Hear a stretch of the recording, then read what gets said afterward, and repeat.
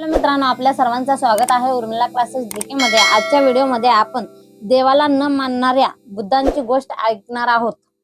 त्या काळात भारतभूमीवर देवांचा गजर होता, यज्ञाचे धूर आकाशात जात होते, मंत्राचा गोंगाटा होता आणि माणूस मात्र आतून जळत होता। दुःख होतं, पण लोक देवाकडे पाहत होते, स्वतःकडे नाही।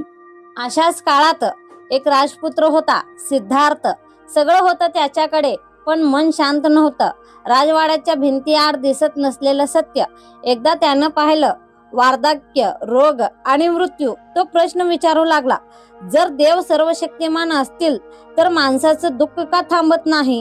हा प्रश्न त्याला राजवाड्याबाहेर घेऊन गेला। वनात, उपासनेत, तपश्चर्येत 6 वर्ष त्याने शरीराला छळलं, देवांची आराधना केली, गुरु बदलले, मार्ग बदलले, पण शांतता मिळाली नाही। शेवटी एका दिवशी निरंजन नदी काठी त्याला एक साधी गोष्ट उमगली, दुःख शरीरात नाही, दुःख मनात आहे।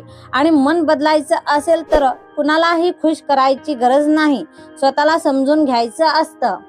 बोधिवृक्ष खाली बसताना त्याने देवाला हाक मारली नाही, त्याने स्वतःकडे पाहिलं।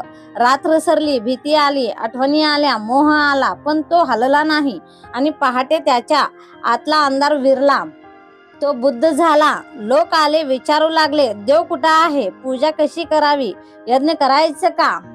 बुद्ध म्हणाले, मी देवाशी भांडायला आलो नाही, मी तुला जाग करायला आलो आहे। ते म्हणाले, दुःख तुझ्या कर्मातून जन्मतं आणि त्यातून सुटका तुझ्याच प्रज्ञेत आहे। बुद्धांकडे एक स्त्री आली, मुलगा मेलाय। ती रडत म्हणाली, देवाला सांगा माझं मूल जिवंत करा। बुद्ध म्हणाले, जा, अशा घरातून मोहरीचे दाणे आण जिथे मृत्यू कधीच आला नाही। ती गावभर फिरली, पण असं घर सापडलंच नाही। ती परत आली, डोळे कोरडे होते, मन शांत झालं होतं। बुद्ध म्हणाले, मी देव नाही, पण सत्य दाखवू शकतो। यामुळे लोक म्हणाले, हा देवाला मानत नाही। पण खरं हे होतं की तो माणसाला कमी लेखत नव्हता। तो म्हणत होता, तू दुर्बल नाहीस, तुला कोणाच्याही कृपेची गरज नको, तू स्वतः बदलू शकतोस। म्हणूनच बुद्ध देवाला न मानणारे नव्हते, ते भीतीवर उभ्या श्रद्धेला मानत नव्हते। आणि आजही जेव्हा माणूस प्रश्न विचारतो, स्वतःकडे पाहतो, तेव्हा बुद्ध जिवंत होतात।